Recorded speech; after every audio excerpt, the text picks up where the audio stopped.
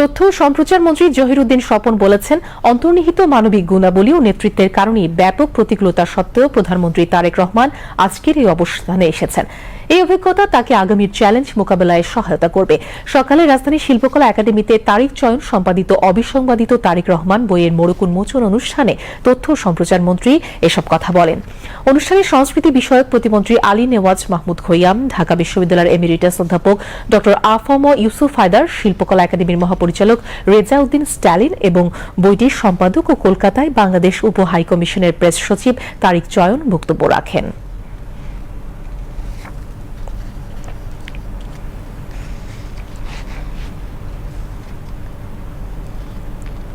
কি পরিমাণ চ্যালেঞ্জের মধ্য দিয়ে তাকে এই পথ পর্যন্ত আসতে হয়েছে। কিন্তু রাজনীতি যেহেতু একটা বিজ্ঞান এবং বিশেষ করে ডেমোক্রেটিক পলিটিক্সে, গণতান্ত্রিক রাজনীতিতে তারেক রহমানের মতো একজন নেতা যেরকম সংগ্রামের মধ্য দিয়ে এই পর্যায়ে এসেছেন, বাকি সময়টাও কিন্তু একজন রাষ্ট্রনায়ক হিসাবে সেই সংগ্রামের মধ্য দিয়েই তাকে পথ চলতে হবে। এবং একথা আজকে অনস্বীকার্য যে এতটা প্রতিকূলতা মোকাবেলা করা সম্ভব হয়েছে তার অন্তর্নিহিত ব্যক্তিগত মানবিক গুণাবলীর কারণে কিন্তু সম্ভব হয়েছে।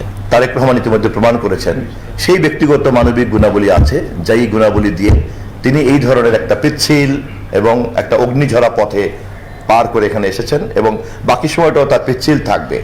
এবং আমরা খুবই নিশ্চিত যে তিনি এই যে প্রবন্ধগুলির মধ্যে দিয়ে তার যে জার্নিটা দেখেছি, এই জার্নিটাই এখন তিনি রাষ্ট্রনায়ক হিসাবে, সরকার প্রধান হিসাবে বাকি পথটাও এই কারণেই তিনি সম্পন্ন করতে পারবেন।